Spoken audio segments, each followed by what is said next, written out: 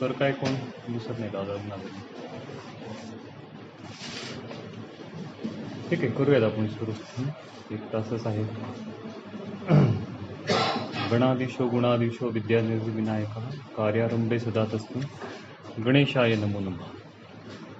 तर आपण मागच्या वेळी आवरण म्हणजे काय ते पाहत होतो. थोडक्यात आवरणाची संकल्पना काय आहे आयुर्वेदामध्ये ते आपण थोडक्यात पाहिलं की आवरण हा वातव्याधीचा एक प्रकार आहे. एक्सक्लुझिव्हली ती वाताची पॅथॉलॉजी आहे. त्यामध्ये आवरक आणि आवृत्त असे दोन एलिमेंट्स असतात, हे सुद्धा आपण पाहिलं. एक जो आवरण करतो त्याला आपण आवरक म्हणतो असं पाहिलं, आणि ज्याच्यावर आवरण केलं जातं तो आवृत्त असतो हे सुद्धा आपण पाहिलं. आवरक हे रसादित सात दोष, धातू दोष किंवा मल किंवा इतर वायूचे अन्य प्रकार कोणतेही प्रकार असू शकतात. आवृत्त मात्र वायूच असतो. आवरक कोणता आहे ह्याच्यावरनं आवरणाचे प्रकार ठरतात हे पण आपण पाहिलं होतं की आवरक हे केवळ मूर्त घटक असतील, धातू असतील, इतर दोष असतील, मल असतील तर त्याला आपण म्हणतो मूर्त आवरण. आणि आवरक जर वायूचे अन्य प्रकार असतील तर त्याला आपण म्हणतो अमूर्त आवरण. हे आपण पाहिलं होतं की वायूचं अमूर्त आवरण किंवा अन्योन्य आवरण असं त्याला म्हणतात. मग हे अन्योन्य आवरण किंवा अमूर्त आवरण कशा पद्धतीने शरीरामध्ये घडतं ते सुद्धा आपण मागच्या वेळी पाहिलं होतं की पॅथोफिजिओलॉजी काय होते अमूर्त आवरणाची शरीरामध्ये. आपण पाहिलं होतं की जो तिसरा अवस्थापाक आहे वायू स्यात कटुभावता, त्या तिसऱ्या अवस्थापाकाचं महत्त्व काय आहे. तो तिसरा अवस्थापाक व्यवस्थित झाला नाही म्हणजे काय होतं, शरीरामध्ये स्त्रोतसांमध्ये कटू अवस्थापाकाचे गुणधर्म व्यवस्थित इस्टॅब्लिश होत नाहीत. कटू रसची जी कर्म आहेत, अग्नी आणि वायू महाभूताची जी गुणधर्म आहेत ते स्त्रोतसांमध्ये निर्माण होत नाहीत. म्हणजेच काय होतं की स्त्रोतोमुख मार्गान विवरणोती जे फंक्शन आहे ते फंक्शन व्यवस्थित होत नाही. स्त्रोतोमुख संकुचन व्हॅसो कॉन्स्ट्रिक्शन होतं आणि ह्यालाच आपण म्हटलं होतं स्त्रोतसांची दृष्टी होते. आणि ही एकदा स्त्रोतसांची दृष्टी व्हायला लागली की काय होतं, चरक विमानस्थान 5वा अध्याय श्लोक नंबर 9, तेषां प्रकोपात स्त्रोतांसी एव धातवा धातवान एव प्रदुष्टः प्रदूषयंती. एक स्त्रोत दुष्ट झालं की ते दुसऱ्या स्त्रोतशाला दुष्ट करतं. एक धातू दुष्ट झाला की तो दुसऱ्या धातूला दुष्ट करायला लागतो. म्हणजेच अमूर्त आवरण म्हणजे काय पाहिलं होतं की तो वायू ज्या स्त्रोतसातून वाहतोय ते स्त्रोत दुष्ट झालं आणि त्याचा परिणाम दुसरा वायू ज्या स्त्रोतसांतून वाहतोय त्या स्त्रोतसांवर व्हायला लागला. असा हा स्त्रोतदुष्टीचा जो परिणाम आहे, असा जो स्त्रोतदुष्टीचा जो महिमा आहे त्याला आम्ही अमूर्त आवरण असं म्हणतो. तर अमूर्त आवरण जाणून घेण्याची ही एक पद्धत आपण मागच्या वेळी पाहिली होती. आणि दुसरी पद्धत जी होती ते आपण चक्रपाणी दत्तांनी जे सांगितलंय की गती हनन स्वरूपाची. जेव्हा दोन वायू एकमेकांना कोलाईड होतात, अभिमुख अभिसर्पता हा, तेव्हा एक वायू दुसऱ्या वायूचं गती हनन करतो. हे गती हनन स्वरूपाचं एक दुसऱ्या प्रकारचं आवरण चक्रपाणींनी सांगितलं, ते आपण मागच्या वेळी पाहिलं. आता ऍक्च्युली ह्याच्या पुढं जी अमूर्त आवरणाची उदाहरणं आपल्या सायन्समध्ये आपल्या चरक संहितेमध्ये दिली आहेत ते एक्झॅक्टली समजून घेण्याचा प्रयत्न करू. मागच्या वेळी आपण त्याची संप्राप्ती समजून घेतली, आता यावेळी एक्झॅक्टली उदाहरणं जी आहेत अमूर्त आवरणाची ते आपल्याला समजून घेता येत आहेत का ते पाहू. तर चिकित्सास्थानाचा जो 28वा अध्याय आहे, चिकित्सास्थानाच्या 28व्या अध्यायामध्ये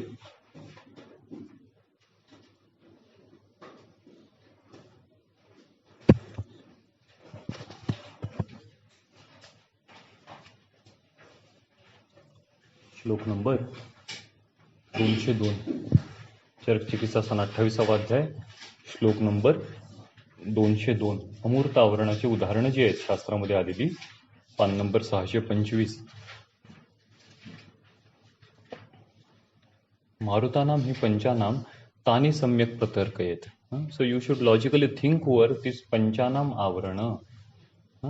जे आवरण सांगितलेले त्या मी आता अमूर्त आवरणाची सम्यक प्रतर्कयेत, you should logically think over it. आणि त्यातलं जे पहिलं उदाहरण आहे ते कशाचं आहे बरं, सर्वेंद्रियाणाम शून्यत्वम ज्ञात्वा स्मृतिबलक्षयम व्याने प्राणावृते लिंगम कर्म तत्र ऊर्ध्वजत्रुकम. श्लोक नंबर 202. हे उदाहरण कशाचं आहे, प्राणावृत व्यानाचं आहे. प्राणावृत व्यान हा शब्द आम्ही वाचला, प्राणावृत व्यान. म्हणजे आमच्या डोळ्यासमोर दोन संकल्पना उभ्या राहिल्या. कोणत्या? की प्राणाने आता व्यानाला आवरण केलेलं आहे. म्हणजे काय केलेलं आहे?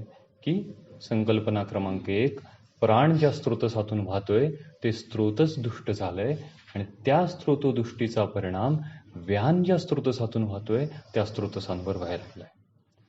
आणि दुसरं, प्राण आणि व्यान हे वायू एकमेकांशी आता इंटरॅक्ट होत आहेत आणि हे इंटरॅक्ट होत असताना प्राणाच्या गतीमुळे व्यानाच्या गतीचं हनन झालेलं आहे, गती हनन झालेलं आहे.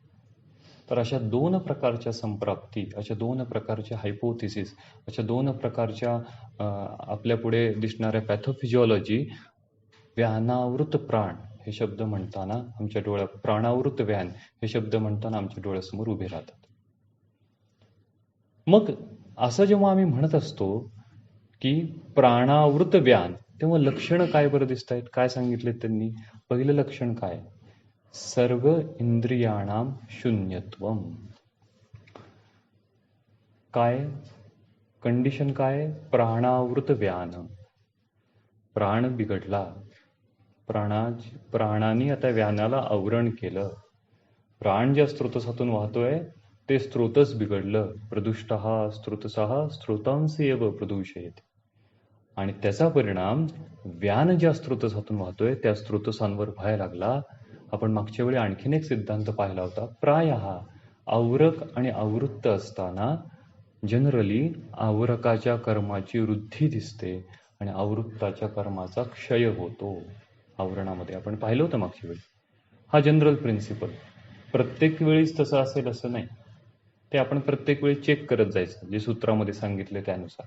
पहिलं लक्षण काय? सर्व इंद्रियाणाम शून्यत्वम. शास्त्रामध्ये जे शब्द वापरतात ते खूप समर्पक असतात, हॅपहॅझर्डली आलेले नसतात. शब्द काय वापरलाय? शून्यत्वम.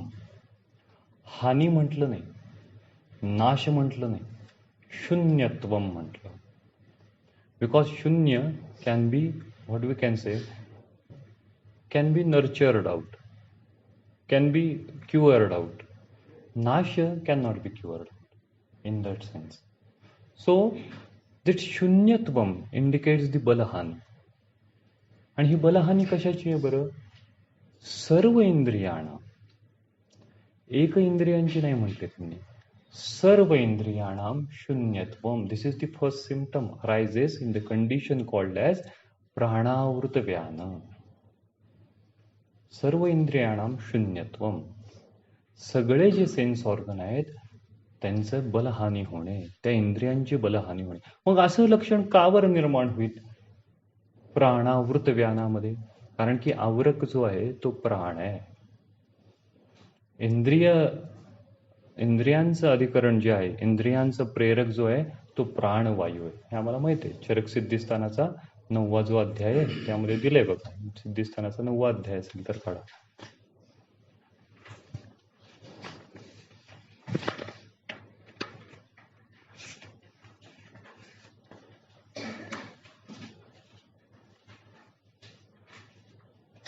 पान नंबर 716, चरक सिद्धिस्थान अध्याय 9, श्लोक नंबर 4. तिथे तिसरी ओळ आहे बघा वरून. शिरसी इंद्रियाणी इंद्रिय प्राणवाहानी च स्त्रोतांसी सूर्यमिव गभस्तया संश्रिता.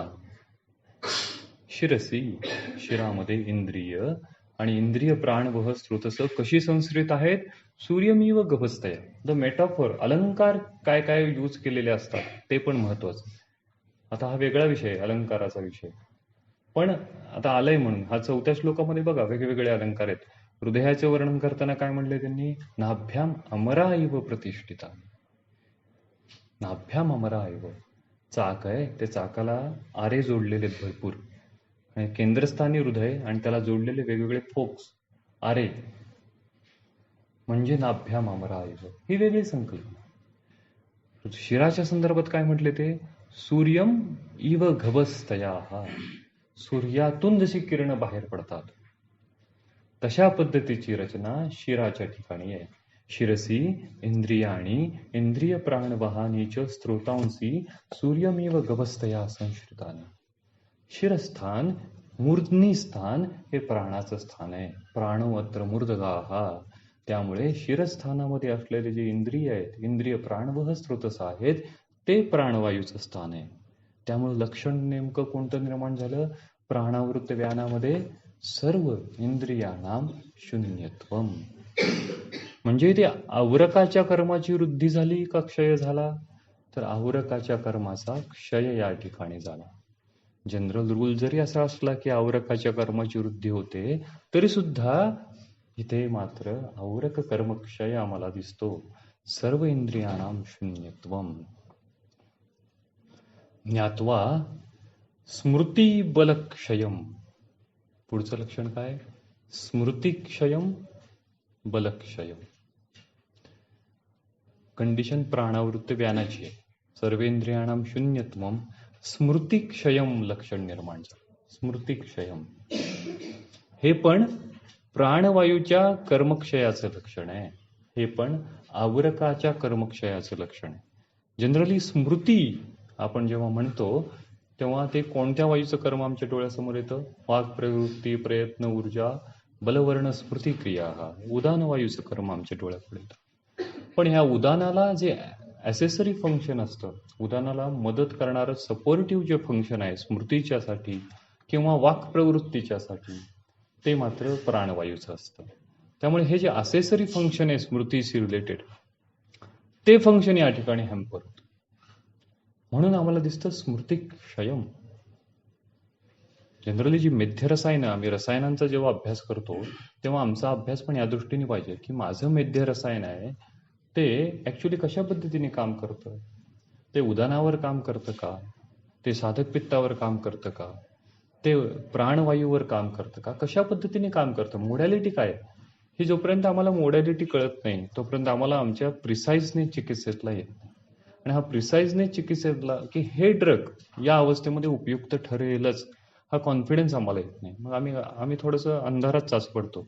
हे पण देऊन पाहू, ते पण देऊन पाहू, असं पण करून पाहू, असं आमच्या दृष्टीने होतं, आमच्याकडून होतं. असं का होतं?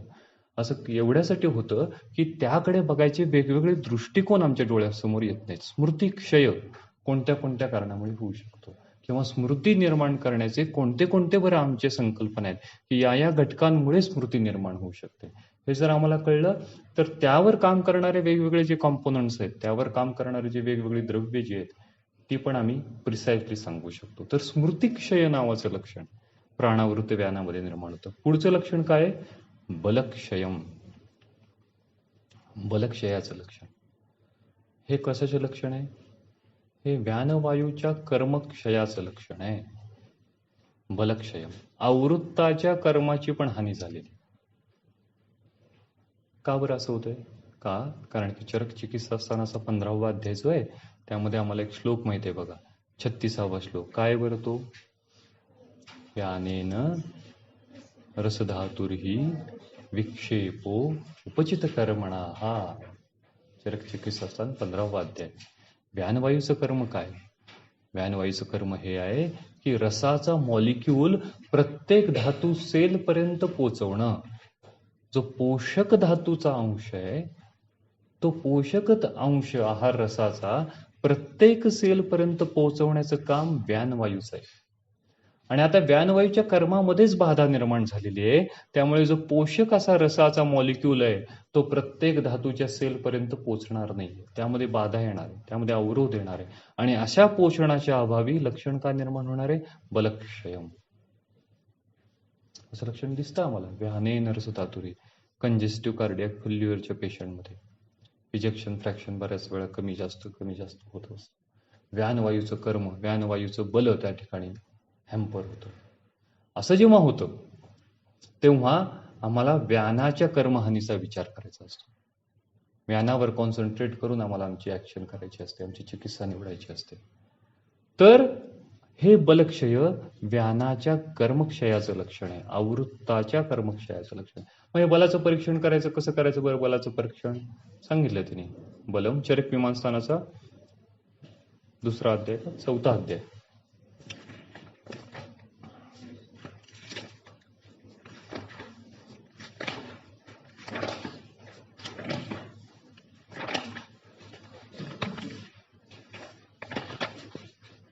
चरकीमस्थान 4था अध्याय श्लोक नंबर 8. काय सांगितलं ते सापडला का? बलम व्यायाम शक्त्या परीक्षे. हाऊ टू असेस दी बला. बलाचे जे 3 प्रकार त्यांनी केलेत, सहज बल, जे इनेट नॅचरली प्राप्त होणारं बल जे आहे, आणि दुसरं आहे जे युक्तिकृत बल, ॲक्वायर्ड बल जे आहे, त्याचं तुम्ही असेसमेंट कशा पद्धतीने करा? व्यायाम शक्त्या परीक्षे. जे मॉडर्न म्हणतं की डिस्नियाचं ग्रेडेशन कसं करायचं, व्यायाम शक्त्या परीक्षा. तेच आमचं व्यायाम शक्ती परीक्षण आहे. व्यानवायूच्या कर्माचं किंवा व्यानवायूच्या बलाचं असेसमेंट कसं करायचं त्यानुसारच करायचं. व्यायाम शक्त्या हा परीक्षेत. आम्ही आमच्या पेशंटचं परीक्षण तसंच केलं, व्यायाम शक्त्या परीक्षेत. आणि त्यामध्ये कशा पद्धतीने सुधारणा होतीये त्यानुसार आम्हाला व्यायामाचं कर्म कशा पद्धतीने सुधारते शरीरामध्ये ते कळलं. त्यामुळे हे जे लक्षण निर्माण होतंय बलक्षय लक्षण, हे बलक्षय लक्षण हे व्यानवायूच्या कर्मक्षयाचं लक्षण. बलक्षय वेगवेगळ्या कारणाने होईल. उदानवायूच्या कर्माची हानी झाली तरी सुद्धा बलक्षय होईल. इथं काय आहे, इथं व्यानवायूच्या कर्माची हानी झाली त्यामुळे बलक्षय निर्माण झाले. ओके. आता दुसरं महत्वाचं की ही जी लक्षणं दिसत आहेत आम्हाला, सर्वेंद्रियाणाम शून्यत्वम, स्मृती बलक्षयम, हे प्रत्येक वेळी प्रत्येक प्राणावृत्त व्यानामध्ये दिसतील का? तर नाही. ही उत्कट लक्षण आहेत. शास्त्रामध्ये जेव्हा लक्षणं वर्णन केलेली असतात ती उत्कट अवस्थेची लक्षणं असतात. उत्कट अवस्थेतली काय? फुल ब्लोन पॅथोफिजिओलॉजी, एक्स्ट्रीम अवस्था पॅथोफिजिओलॉजीची, हायर ग्रेडेशन ऑफ द पॅथोफिजिओलॉजी. अशी जेव्हा उत्कट अवस्था येते तेव्हा अशा पद्धतीची सगळी सिम्पटोमॅटॉलॉजी आमच्या रुग्णामध्ये दिसते.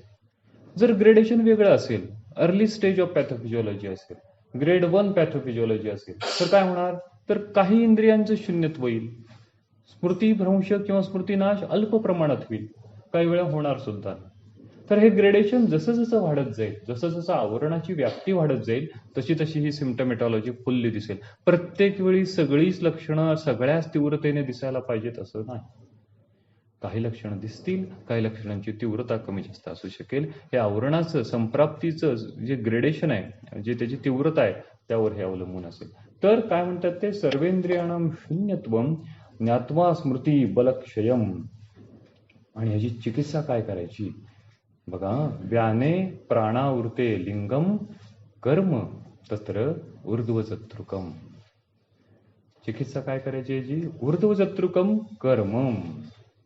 म्हणजेच ऊर्ध्वजत्रुकत विकारावरची चिकित्सा या ठिकाणी करायची. म्हणजेच काय करायचं? शिरोधारा करायची, शिरोविरेचन करायचं, नस्य करायचं, नावन करायचं, अक्षितर्पण करायचं, मूर्ध्नी पिचू द्यायचा, मूर्ध्नी धारा द्यायची. का? कारण हे प्राणवायूवरचे ऍक्शन आम्हाला अपेक्षित आहे. प्राण ज्या स्त्रोतसातून वाहतो त्या स्त्रोतसांवर चिकित्सा आम्हाला करायची. ते आवरण आम्हाला फोडायचं आहे, कारण की व्यानावर प्राणाचं आवरण आहे. त्यामुळे तो प्राणाचं आवरण, एकदा प्राणाची गती आम्ही सुरळीत केली की मग व्यानाची गती सुरळीत होणार. त्यामुळे आम्ही व्यानावर काहीच करत नाही आता सध्या, आम्ही प्राणावर कॉन्सन्ट्रेट करतोय. प्राण ज्या स्त्रोतसातून वाहतोय त्या शिरस्थ स्त्रोतसांवर आम्ही तत्तर कर्म ऊर्ध्वजत्रुकम एकच शब्द सांगितला. मग त्याची मॉडॅलिटी काय आहे, तुमच्याकडे अवेलेबल रिसोर्सेस काय आहेत, तुमच्याकडे अवेलेबल मेडिसिन्स काय आहेत, त्यानुसार तुम्ही ठरवा. आम्ही फक्त एक सिद्धांत सांगितला, तत्तर कर्म ऊर्ध्वजत्रुकम. तर अशा पद्धतीने प्राणावृत्त व्यान. आता पुढची कंडिशन कोणती? त्याची एक्झॅक्ट उलटी. काय नाव आहे त्याचं? व्यानावृत प्राण. काय म्हणतात आता ते? स्वेदो अत्यर्थम. श्लोक नंबर 203. स्वेदो अत्यर्थम. लोमहर्षः त्वकदोषः सुप्तगात्रता प्राणे व्यानावृते. व्यानावृत प्राण.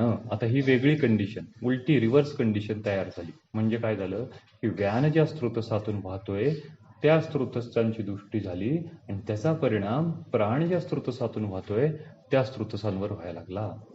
व्यानाची गती आणि प्राणाची गती हे दोन वायू एकमेकांशी कोलाईड झाले आणि त्याचा परिणाम प्राणाच्या गतिहननामध्ये झाला. अशी पॅथोफिजिओलॉजी शरीरामध्ये झाली. पहिलं लक्षण काय आहे? अत्यर्थ स्वेदः. अत्यर्थ स्वेदः.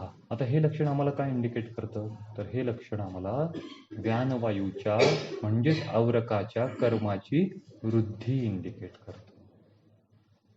व्यानवायूची कर्म वाढलंय आता. स्वेद. जनरली आम्हाला माहिती आहे की स्वेद हे पित्ताचं स्थान आहे, होय की नाही? जनरली पित्ताच्या नानात्मक विकारामध्ये अतिस्वेद हे लक्षण आहे बघा. चरकसूत्र 20वा अध्याय जे आहे,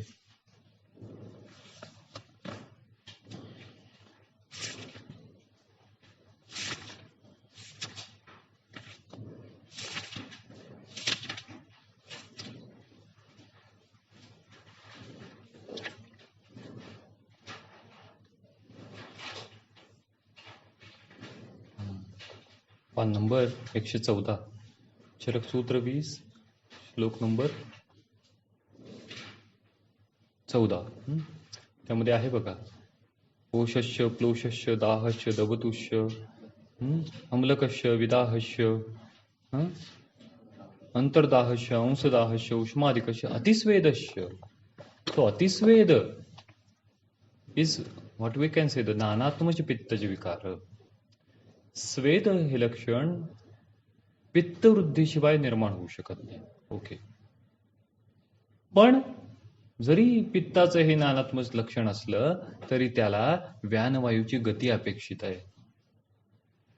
डिफरंट पित्त मॉलिक्यूल डिफरंट पेरिफेरल साईटवर डिपॉझिट करायचं काम व्यानवायू करतो. जर व्यानाची गती नसेल तर केवळ पित्त वाढेल. ते स्वेद हे लक्षण निर्माण करणार. आमच्याकडे पेशंट येतात बघा, दोन्ही हातातून असं तळ हातातून नुसता घाम येतो. रुमाल ठेवला की लगेच रुमाल भिजून जातो. हे लक्षण असतं. हे पित्तप्रधान वाताचं लक्षण आहे. वात कोणता आहे? व्यानवायू. अशी कंडिशन आहे. त्यामुळे ते जे म्हणतात की अत्यर्थ स्वेद हो, हे व्यानवायूच्या कर्माची आता वृद्धी झालेली आहे. आणखीन अतिस्वेद. आम्हाला काय, आम्हाला आमचे जे रुग्ण लक्षणं सांगतोय ना, त्या लक्षणांचं आमच्या दृष्टिकोनातून आयुर्वेदीय विचारातून डिफरन्शियल डायग्नोसिस जमलं पाहिजे. ते जोपर्यंत आम्हाला डिफरन्शियल डायग्नोसिस जमत नाही तोपर्यंत आम्हाला एक्झॅक्टली त्याची संप्राप्ती कळत नाही. अतिस्वेद रुग्ण म्हटला मग काय, पित्ताचा नानात्मक विकार आहे, एक नंबर. दुसरं कारण काय असू शकतं? व्यानावृत प्राणाची एक कंडिशन आहे. तिसरं कारण काय आहे बरं? याच आवरणाच्या बस सांगितलंय बघा तुम्ही. श्लोक नंबर 225, चरकचिकित्सासन 28वा अध्याय, श्लोक नंबर 225 जो आहे, दौर्बल्यम गुरुगात्रत्वम रुचिश्च उपजायते अतिस्वेद तृषादाहो मूर्छा च अरुचिमेव च. हे कशाचे लक्षण आहे? पित्तावृत समानाचं लक्षण आहे. पित्तावृत समानामध्ये सुद्धा अतिस्वेद हे लक्षण निर्माण झाले. श्लोक नंबर 225. मग तिथं का बरं हे लक्षण निर्माण झालं? पित्त आणि समान. व्यानाचं तर आम्हाला कळलं, तो पित्ताचं डिपॉझिट केले. समानामध्ये काय संबंध? हे मूर्त आवरणाचं उदाहरण आहे बरं का, हे अमूर्ताचं नाहीये. पित्तावृत समान अशा कंडिशन मध्ये सुद्धा अतिस्वेद हे लक्षण दिसतं. अशी कंडिशन का बरं निर्माण होते पित्तावृत समानामध्ये? कारण की याच अध्यायातला श्लोक नंबर 8 काढा. चरकचिकित्सासन 28वा अध्याय, श्लोक नंबर 8. काय म्हणतायत ते? स्वेद दोष अंबुवाहानी स्त्रोतांसी समधिष्ठिताः अंतरग्नेश पार्श्वस्था समानो अग्नि बलप्रदाः. समान वायू समानो अग्नि समीपस्थ जरी असला तरी त्याचं संचरण कुठे आहे? स्वेद दोष अंबुवाहानी. स्वेद is the site of samana vayu, and that's why in the pittavruta samana there is a atyartha sweda lakshana. It may arises.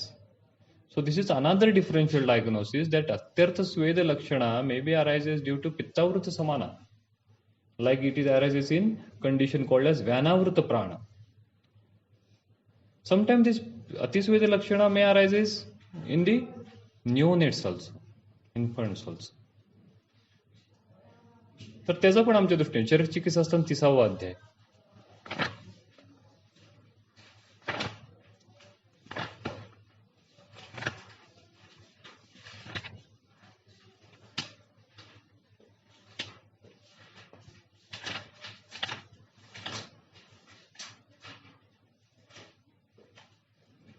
श्लोक नंबर 244, पान नंबर 644. विवर्णगात्रः स्विन्नः स्यात् तृष्णालु भिन्नविटः शिशुः नित्यम् उष्णं शरीरस्य नाभिनंदति तं स्तनम्. स्विन्नः हे कशाचे? हे पैत्तिक स्तन्य दोषाचे लक्षण. जर पैत्तिक स्तन्य दोष असेल मातेला तर त्यामुळे त्यातून जो गृहण झालेला न्यूनेट्स आहे किंवा बालक आहे त्यामध्ये आम्हाला अतिस्वेद हे लक्षण दिसतं. तिथे पण पित्ताचा संबंध आहे. पुढे आणखीन जर याचं डिफरन्शियल डायग्नोसिस अतिस्वेदाचं पाहायचं असेल तर श्वास चिकित्सा जो आहे चिकित्सा स्थानाचा 17वा अध्याय.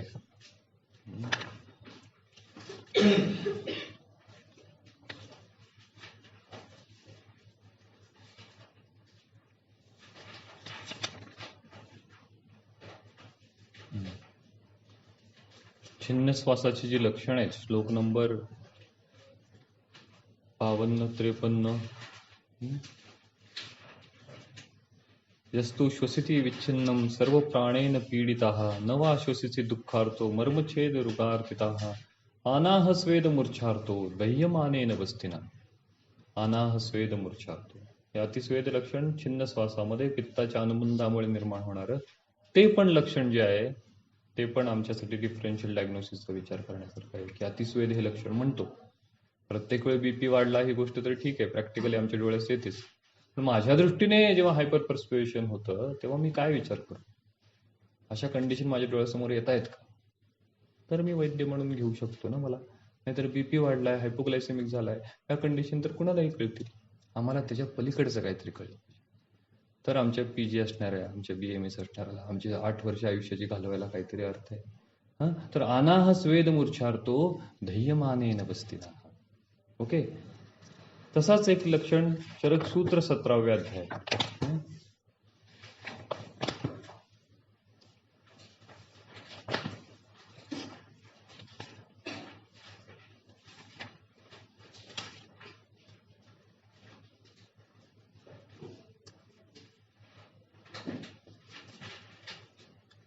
पान नंबर 100 श्लोक नंबर 33.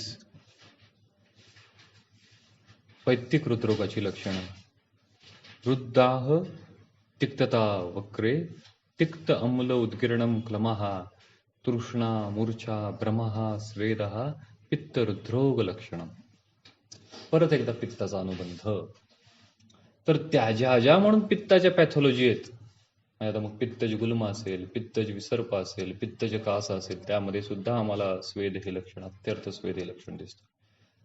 तर हे आमच्या लक्षात आलं पाहिजे की अत्यर्थ स्वेद लक्षण कधी कधी निर्माण होतं. हे पित्तामुळे निर्माण होतं, पण त्याला व्यानाची गती अपेक्षित आहे.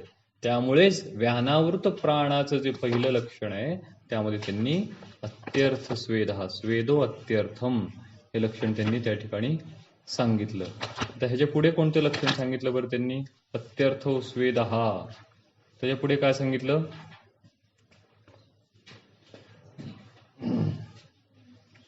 लोमहर्षः स्वेदो अत्यर्थम लोमहर्षः. लोमहर्ष म्हटलंय बघा, शब्द स्पेसिफिक आहे. लोमहर्षः.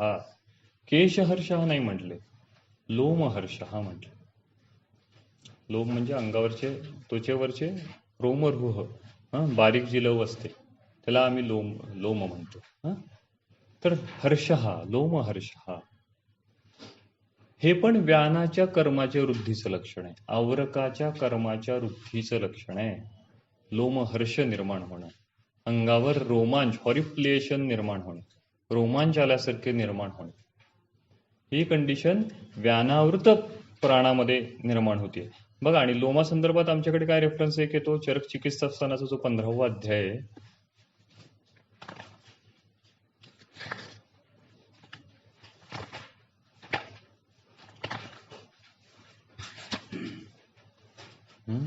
चरक चिकित्सा स्थान 15वा अध्याय,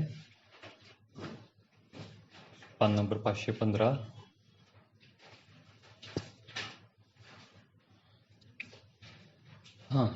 श्लोक नंबर 19. स्यात् किट्टम केशलोमः अस्तनुः लोम हा अस्थीचा मल आहे. अस्थीच्या मलातून त्याचं पोषण झालेलं आहे. तर हा एक आम्हाला रेफरन्स लोमा संदर्भात मिळतो. अस्थी आणि वायूचा संबंध आहे आश्रयाश्रयी, आणि या अस्थिमलातून लोमाची निर्मिती झालेली आहे. तर असा लोमहर्ष व्यानवायूच्या कर्माच्या वाढलेल्या गतीचं निदर्शक आहे. आम्हाला आणखीन एक रेफरन्स माहिती आहे या संदर्भात.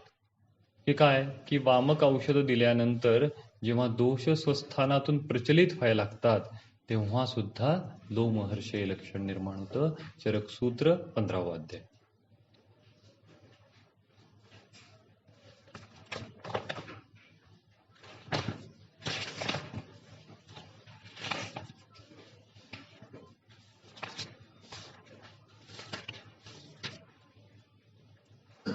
पान नंबर 94, श्लोक नंबर चरकसूत्र 15, श्लोक नंबर 11. वामक औषधाचं सेवन केलं की शरीरावर काय काय परिणाम होत जातात, ते औषध शरीरावर काय काय करतात त्याचं वर्णन त्यांनी केलंय. पीतवंतम तु खलु एनम मुहूर्तम अनुकांक्षेत. पुढे काय म्हटलंय, तम जानीयात तस्य जानीयात स्वेद प्रादुर्भावेण दोषम प्रविलेयमानम लोमहर्षेण च स्थानेभ्यः प्रचलितम. लोमहर्ष निर्माण झाला की स्थानेभ्यः दोष आता स्वतःच्या स्थानापासून, शाखास्त्रित जे दोष आहेत ते आता स्वतःच्या स्थानापासून प्रचलित व्हायला लागलेले, चलित झालेले आहेत असं जाणावं. म्हणजेच काय जाणावं की आता व्यानाची गती वाढलेली आहे आणि त्या व्यानाच्या गतीमुळे नाऊ द दोषाज are start to move from there residing site. ही लोमहर्ष हे लक्षण इथे सुद्धा व्यान गती वाढल्याचं निदर्शक आहे. आमचं वामक औषध व्यानाची गती त्या ठिकाणी वाढवतं, म्हणून लोमहर्ष लक्षण निर्माण होतं.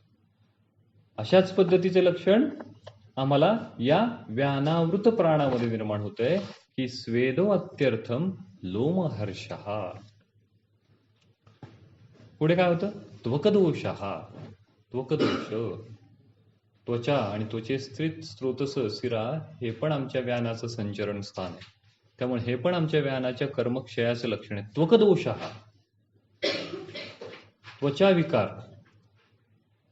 त्वचेच्या ठिकाणी वैवर्ण्य उत्पन्न होणं हे व्यानावृत प्राणामध्ये निर्माण होतं, निर्माण होणारं एक लक्षण आहे. तर आमच्याकडे येणारे स्किन डिसऑर्डर जे आहेत, जे सोल्ली वातविकार किंवा वातज स्किन डिसऑर्डर आहे, वातज कुष्ठ आहेत. जेव्हा आम्ही कुष्ठ निदान किंवा कुष्ठ चिकित्सा वाचू, त्याचा अभ्यास करू, तेव्हा मला काही कळेल की वातज कुष्ठासारखा एक प्रकार आहे. ते वातज कुष्ठ म्हणजे काय, अशा पद्धतीचंच कुष्ठ आहे, व्यानावृत प्राण, त्वकदोषः. वातज कुष्ठाचं निदान आम्ही अशा पद्धतीने सुद्धा करू शकतो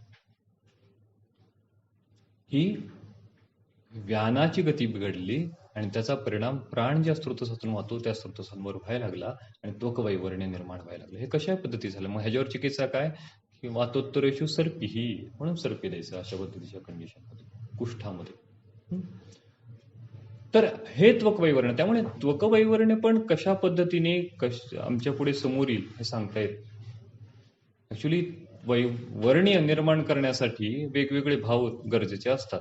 अग्नी कारणीभूत असतो, चांगला रस असणं चांगलं असतं, रक्तसारता चांगली असणं गरजेचं असतं, उदान चांगला असणं गरजेचं असतं, भ्राजक पित्त चांगला असणं गरजेचं असतं आणि व्यानवायू चांगला असणं गरजेचं असतं. एवढे 5-6 कॉम्पोनंट्स वर्ण्यासाठी आवश्यक. केवळ फेअर अँड लवली लावून, केवळ कुमकुमादी तेल लावून वर्ण्य होत नाही.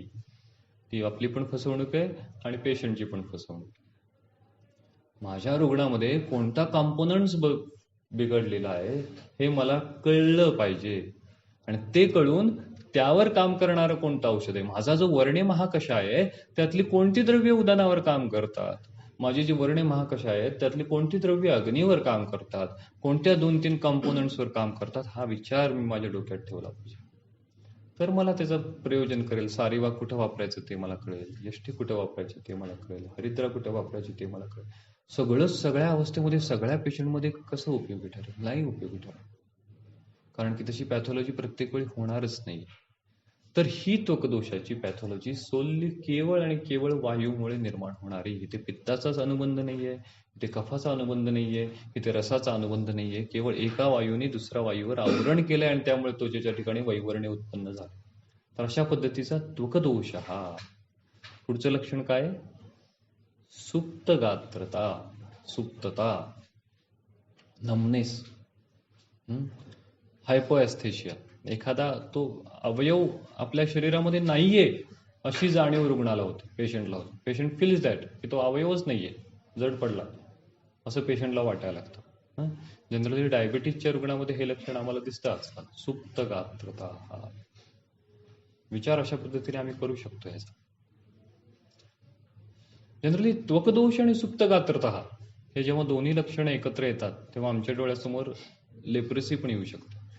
लेप्रेसीचा आयुर्वेदीय पद्धतीने विचार कशा पद्धतीने करता येईल. भले तुम्ही चिकित्सा काय करा, हा शेवटी इस्टॅब्लिश्ड पॅटर्न, पण विचार तरी तुम्ही काय करू शकता. त्वकदोष हा, सुप्त गात्रता, हे पण लेप्रेसी आहे. ही पण आमच्या दृष्टीने व्यानावृत प्राणाची कंडिशन आहे. त्याचा विचार तुम्ही असा देखील करू शकता. ओके. आता ही सर्व लक्षणं जसं आम्ही म्हटलं मगाशी की ही सर्व लक्षणं प्रत्येक वेळी रुग्णामध्ये दिसायला पाहिजे तसं नाही. काही रुग्णामध्ये त्वकदोष हा दिसेल, काही रुग्णामध्ये सुप्त गात्रता दिसेल, काही रुग्णामध्ये 2-3 लक्षणं एकाच वेळी दिसतील, काही वेळा अतिस्वेद हे लक्षण केवळ दिसेल. आम्हाला संप्राप्ती कशा पद्धतीने ग्रेडेशन झाली आहे त्यानुसार या लक्षणांमध्ये वैविध्य आणि लक्षणांची सिव्हिरिटी समजू शकेल. आणि आता ह्याची चिकित्सा काय करायचं बरं? प्राणे व्यानावृते तत्र स्नेहयुक्तम विरेचनम. चिकित्सा काय करायची याची? विरेचन. व्यानाची त्रिविधा गती आहे, ऊर्ध्ववादा आणि तिर्यक. प्राणाची अधोगती आहे आणि या दोघांच्या गतीसाठी काय वापरलं आम्ही? विरेचन वापरलं. वायूचं अनुलोमन वापरलं आणि वायू आहे इन्व्हॉल्ड म्हणून काय वापरला? स्नेहयुक्ते विरेचन. So to restore the normal गती of the वायू is only the चिकित्सा सिद्धांत. काही वेळा विरुद्ध गतीने वापरली, काही वेळा वायूची गती अनुलोमन करणं हा सिद्धांत वापरला. तर या ठिकाणी काय वापरली आम्ही? की प्राणाची गती जी आहे अधो जाणारी त्यालाच अनुलोमित करणारी अशी. कारण की गती हनन कुणाचं झालंय? प्राणाच्या गतीचं झालंय.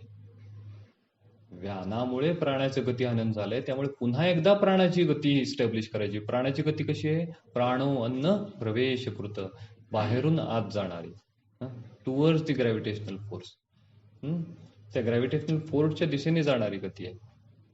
आणि ती गती तशीच इस्टॅब्लिश करायची असेल तरी सुद्धा आम्हाला डायरेक्शन तशीच पाहिजे दोषांची, वरून खाली जाणारी.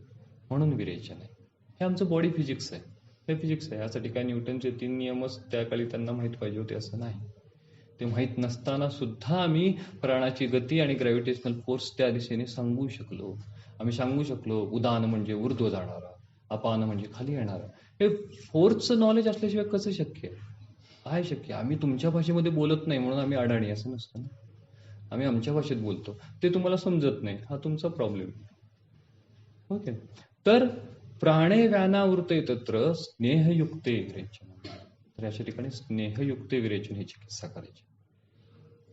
पुढची कंडिशन काय आहे बरं?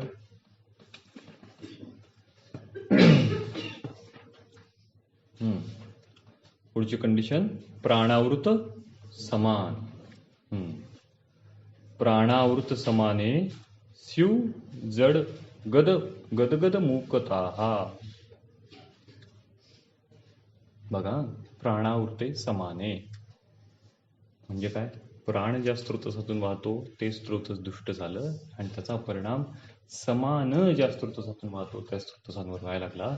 प्राण आणि समान हे एकमेकांना कोलाइड झाले ते फोर्स, आणि प्राणाच्या गतीमुळे समानाची गती हनन झाली, अशी पॅथॉलॉजी झाली. तर लक्षण काय आहेत? All the symptoms that are actually related with the वाक प्रवृत्ती. वाक प्रवृत्तीशी निगडीत असणारे सिम्पटम्स निर्माण होत आहेत. कशामध्ये? प्राणावृत समानामध्ये. खरं तर आपण मगाशीच पाहिलं की वाक प्रवृत्ती is what we can say. जेव्हा आपण म्हणतो तेव्हा आमच्या पुढे उदान वायूचे कर्म येतात, वाक प्रवृत्ती, प्रयत्न, ऊर्जा.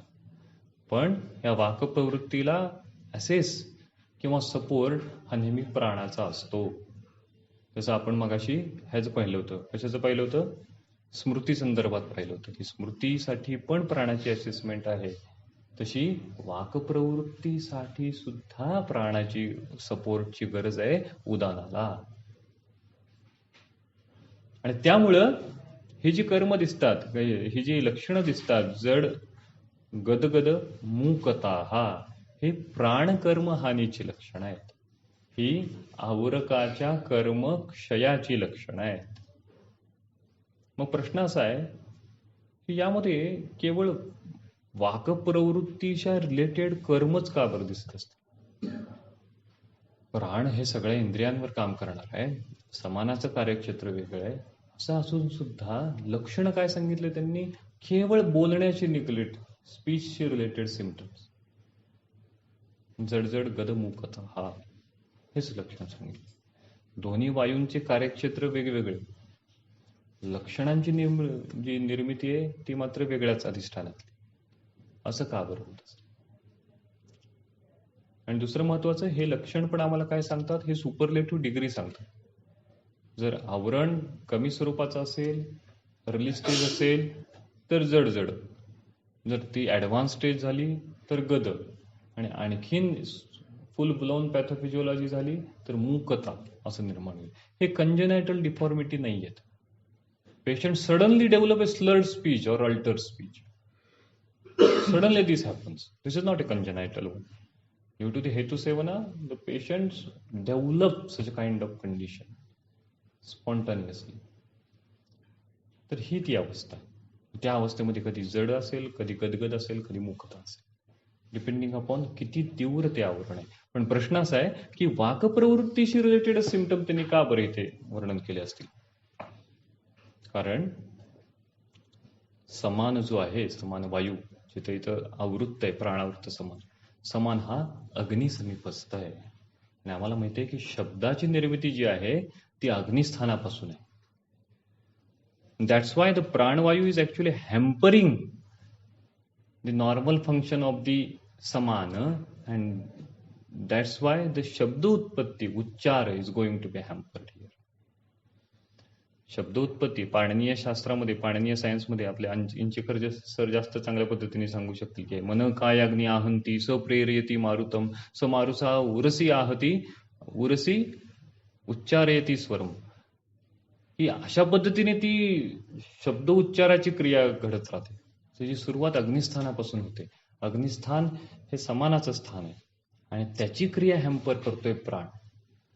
त्यामुळे सगळी लक्षणं आम्हाला शब्द उच्चाराचे निगडीत दिसतात. जडजड, गदमुखता. तर अशा पद्धतीची सिम्पटमॅटॉलॉजी प्राणावृत समानामध्ये आम्हाला दिसते. मग ह्याची चिकित्सा काय करतो आम्ही?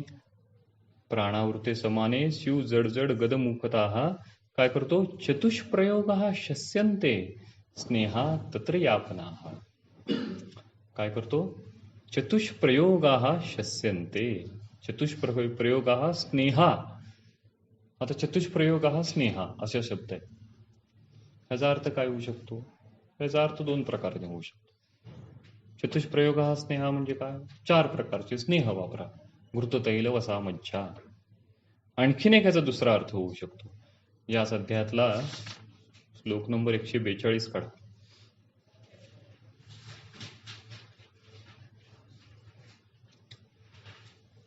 पान नंबर 623. सर्व वात विकाराणाम तैलानी अन्यानतः शृणुः चतुष्प्रयोगाने आयुष्य बलवर्णकराणी च. ह्या चतुष्प्रयोगाण्याची टीका काय दिली आहे बघा बरं. चतुष्प्रयोगाणी इति पान अभ्यंजन नस्य अनुवासन योगानी. The multiple mode of application of this Sneha.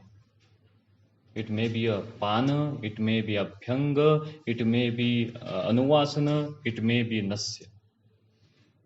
अशा डिफरंट मोडॅलिटीनी स्नेह जाऊ द्या पोटामध्ये, स्नेह जाऊ द्या शरीरामध्ये. So profound quantity of the sneha should be entered into the body. चिकित्सा कशाची करतोय आम्ही? प्राणावृत समानाची करतोय. लक्षणं काय निर्माण झालेली आहेत? स्यू जडजड गदग मुकता हा अशी लक्षणं निर्माण झाली आहेत. आणि आम्ही काय करतोय? पान, अभ्यंजन, नस्य, अनुवासन, जी एक्सटर्नल ऑरिफाईस जी आहेत त्या प्रत्येक ऑरिफाईस मधनं जास्त मात्रेत स्नेह जाऊ द्या, प्रोफाउंड क्वांटिटीमध्ये स्नेह जाऊ द्या. अक्षितर्पण करा, कर्णपूरण करा, मूर्धनी तेल द्या, मूर्धनी धारा करा, शिरोबस्ती करा, तैलगंडूष करा, अनुवासन द्या, अभ्यंतर काहीही जे एक्सटर्नल ऑरिफाईस आहे तिथनं स्नेह होतात का? आम्हाला आवरण फोडायचंय. काय केलंय? प्राणानी समानावर आवरण केलंय. प्राणाची गती, प्राणाच्या गतीमुळे समानाची गती आनंद. हाच प्रिन्सिपल आहे. हाच प्रिन्सिपल त्यांनी अर्धित चिकित्सेमध्ये वापरलाय बघा. अर्धिताच्या चिकित्सेचं काय बरं? श्लोक 99 जो श्लोक आहे या अध्यायातला काय होतं?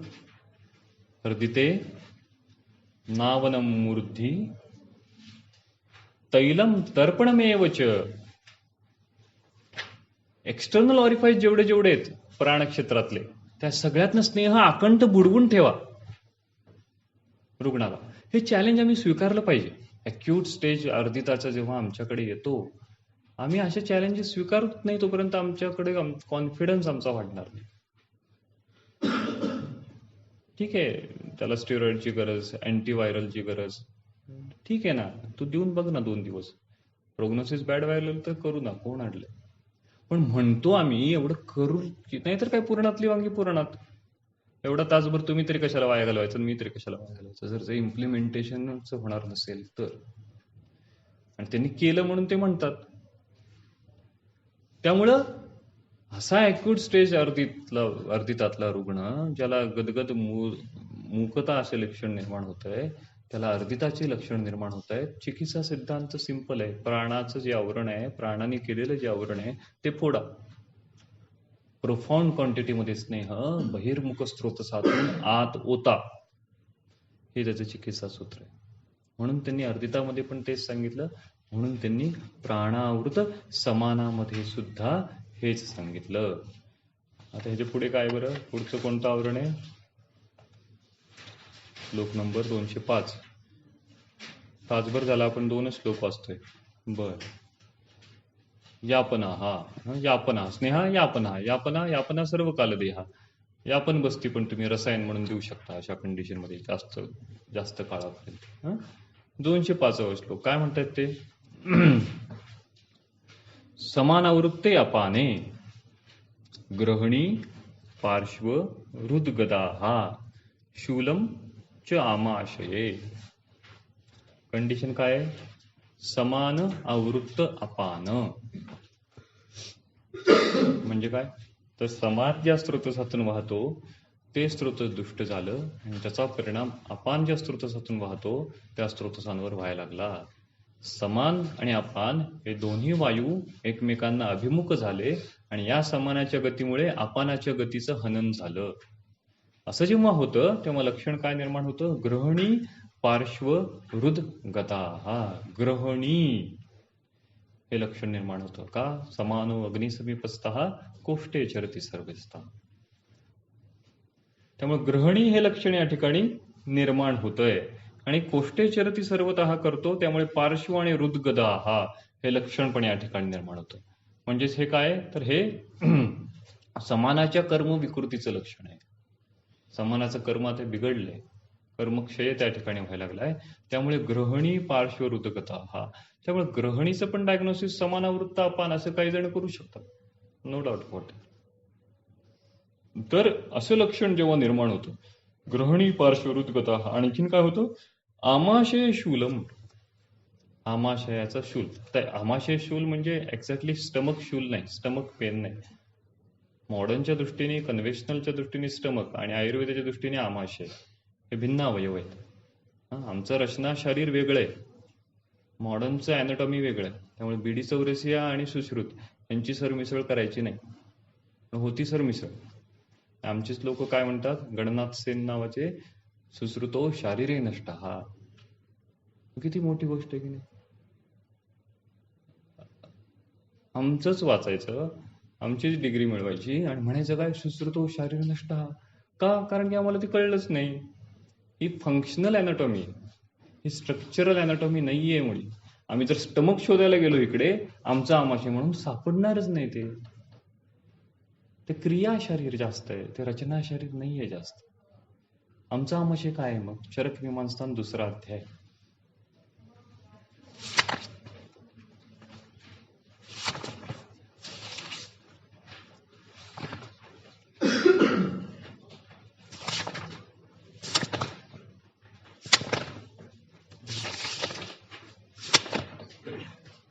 श्लोक नंबर कितवा आहे बरं तो? 7. कितवा? 17. चरक मीमांसा 2रा अध्याय, श्लोक नंबर 17, पान नंबर 240. नाभी स्तनांतरम जंतोः आमाशयः इति स्मृतः. आमचा आमाशय कुठलं आहे? नाभी आणि स्तनांतर, दोन्ही स्तनांच्या मधली स्पेस, तिथून ते नाभीपर्यंत जेवढा अवयव आहे, जेवढा स्पेस आहे, त्याला आम्ही आमाशय इति स्मृतः, तेवढं आमचं आमाशय. आणि या पूर्ण आमाशयाच्या ठिकाणी कुठेही शूल निर्माण होऊ शकतो, कुठेही कोष्ठशूल निर्माण होऊ शकतो. तर ही रचना आहे. त्यामुळे समानावृत्त अपान म्हणताना समानो अग्नी समीपस्था कोष्ठे चरती सर्वतः. पण प्रश्न असा, ही कोष्ठे चरती सर्वतः काय आहे बरं? असा तुम्हाला प्रश्न पडला का कधी? समान अग्नी समीपस्थ आहे आणि दुसरं काय? कोष्ठे चरती सर्वतः. असं तो का करत असेल? समानाचं सगळ्यात महत्वाचं फंक्शन काय? समानाचं फंक्शन आहे अग्निसंदुक्षण. समानेन अवधूतो हो अग्निही. म्हणजे काय?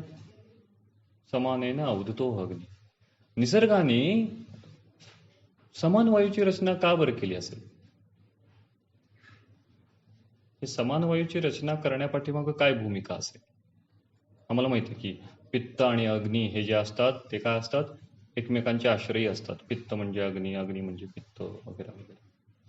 पण मग असं असताना समान वायूचा काय रोल आहे यामध्ये? काय रोल असू शकतो समान वायूचा?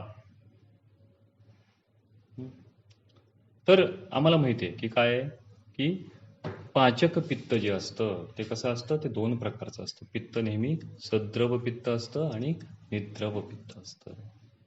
जेव्हा पाचक पित्तामध्ये द्रवगुण आणि सरगुण असतो ते पित्त असतं, पित्त स्वरूप असतं. जर पचन करायचं असेल कोणत्याही गोष्टीचं तर काय पाहिजे? त्यातला आपमहाभूत कमी झालेला पाहिजे, त्यातलं द्रवगुण कमी झालेला पाहिजे, त्यातला सरगुण कमी झालेला पाहिजे.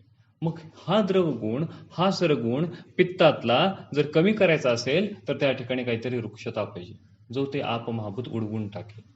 आणि ते आपमहाभूत उडवून टाकण्यासाठी तिथे समानाची रचना आहे. मग ते समान स्वतःच्या रुक्षतेने, स्वतःच्या वहनाने अग्निसमीपस्थ असल्यामुळे पाचक पित्तातला द्रवगुण आणि सरगुण कमी करतो. नाउ दॅट पाचक पित्त मॉलिक्यूल इज कन्व्हर्टेड इनटू निद्रव पित्त मॉलिक्यूल अँड दॅट निद्रव पित्त मॉलिक्यूल इज कॉल्ड एज अग्नी. So this is a dynamic transformation. This is not a what we can say a static transformation. अग्नी एकदा तयार होतो, ही कंडिशन सतत होत राहते, एकदा कायमस्वरूपी कंडिशन नसते. परत तो अग्नी पित्तामध्ये कन्वर्ट होतो, परत पित्ताचा मॉलिक्यूल अग्नीमध्ये, परत अग्नीचा मॉलिक्यूल पित्तामध्ये. म्हणजेच अग्नी संदुक्षण जेव्हा होतं तेव्हा काय होतं की समानाच्या क्रियेमुळे पाचक पित्तातला द्रव आणि सरगुण उडून जातो, कमी होतो, आणि तो पाचक पित्ताचा मॉलिक्यूल सद्रवातून निद्रव झाला की आम्ही काय म्हणतो? अग्निसंदुक्षण झालं. अग्निसंदुक्षण झालं म्हणजे काय झालं? हेच झालं की समान वायूच्या क्रियेमुळे पाचक पित्तातले द्रव आणि सरगुण कमी झाले, ती निद्रव अवस्था निर्माण झाली. आणि अशा वेळी काय पाहिजे? अशा वेळी काहीतरी त्याला इंधन दिलं पाहिजे. ना भोजनेन काय अग्नी दीप्यते ना अति भोजना. मग काहीतरी आम्ही त्याला दिलं पाहिजे पचनासाठी. आणि मग ते काही पडलं इंधन, आहार पडला की त्याचं पचन तो अग्नी करायला लागतो स्वतःच्या उष्ण गुणातून. हे जेव्हा होतं तेव्हा परत मग पचन चालू असताना तो निद्रव पित्तामध्ये परत द्रवगुण, परत सरगुण मिसळतात, परत that going to be converted into the pachak pitta. आणि असं जर नसतं तर काय असतं? आमचा अग्नी 24 तास भस्म्या रोगासारखा पेटलेला असतो. असं नसतं ना. आम्हाला सतत 24 तास भूक लागत नाही, जरी आम्ही नॉर्मल असलो तरी. का नाही लागत? Because there is a dynamic transformation occurring continuously. between the पाचक पित्त molecule and the निद्रव पित्त molecule, that is the अग्नी. आणि हे कन्व्हर्शन करण्यासाठी समानाची गरज. हे समान वायूमुळे हे कन्व्हर्शन, त्यामुळे समान वायूच्या विकृतीमुळे पण अग्निमांद्य निर्माण होतं. त्यामुळे समान वायू जर बिघडला, वायूच्या विकृतीमुळे अग्निमांद्य, अशी कंडिशन. आणि अशीच कंडिशन निर्माण झाली आहे, म्हणून ते काय म्हणतात अशा कंडिशन मध्ये तत्र दीपनम सर्पीष्यते, ह्याची चिकित्सा करताना दीपनम सर्पीष्यते. बिघडलाय कोण? समानावृत्त अपान, समानाची क्रिया बिघडलेली आहे. समान ज्या स्त्रोतसातून वाहतो ते स्त्रोतच बिघडले, आणि त्याची चिकित्सा काय आहे? दीपनम सर्पीही. चरक चिकित्सा स्थानाचा 15वा अध्याय.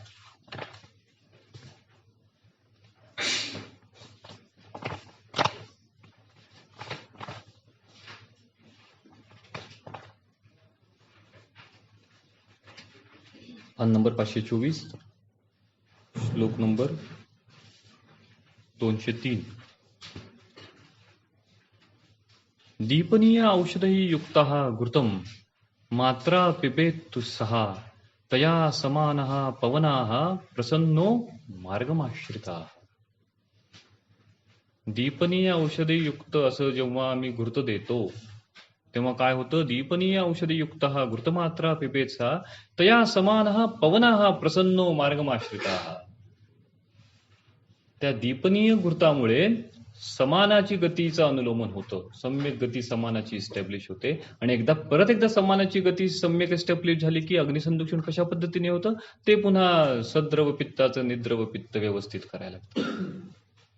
त्यामुळे समानाच्या विकृतीमुळे जेव्हा अग्निमांद्य होतो तेव्हा काय? तर तेव्हा दीपन सर्पीचा अवस्था आहे, किंवा ते दीपन सर्पी देण्याची गरज आहे. म्हणजे सुंठ तुपाबरोबर द्या, जिरे तुपाबरोबर द्या, षटपल घृतासारखं फार तर एखादं औषध द्या, अशी औषधं द्या जेव्हा समानाच्या विकृतीमुळे अग्निमांद्य निर्माण होतंय अशा अवस्थेमध्ये.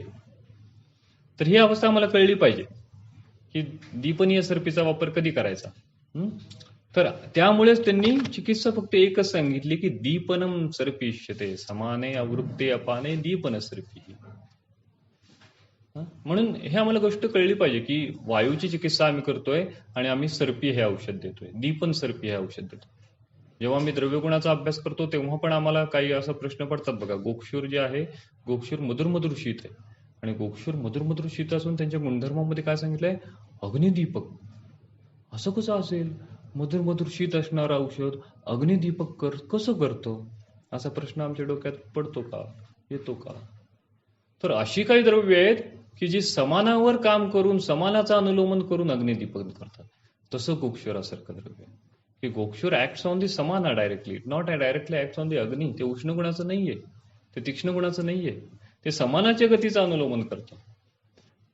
आणि त्यामुळे मग अग्नीचं उद्दीपन होतं, त्यामुळे मग निद्रव पित्ताची निर्मिती व्यवस्थित व्हायला लागते, आणि मग ते अग्निदीपन करतं. तर अशा पद्धतीने आम्हाला आमची जी दीपनीय गण आहेत किंवा दीपनीय द्रव्य आहेत त्याचं पण आम्हाला मोड ऑफ ऍक्शन समजू शकते की कशावर काम करतं. ते समानावर काम करते का डायरेक्ट अग्नीवर काम करतं, पित्तावर काम करतं, अशा पद्धतीने.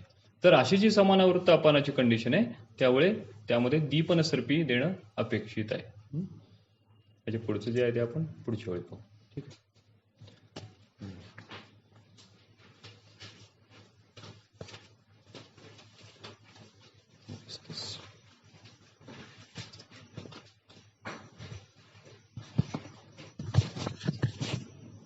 शुद्ध